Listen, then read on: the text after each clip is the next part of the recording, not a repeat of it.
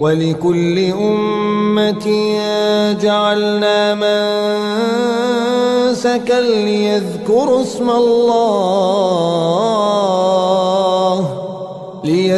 اسم الله على ما رزقهم من بهيمة الأنعام فإلهكم إله واحد فله أسلموا وبشر المخبتين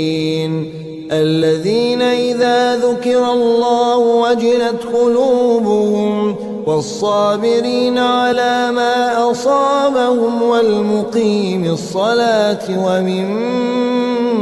رزقناهم ينفقون والبدن جعلناها لكم من شعائر الله لكم فيها خير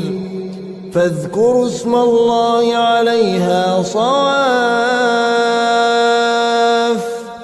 فإذا وجبت جنوبها فكلوا منها وأطعموا القانع والمعتر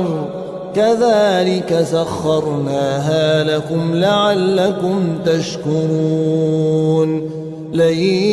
ينال الله لحومها ولا دماؤها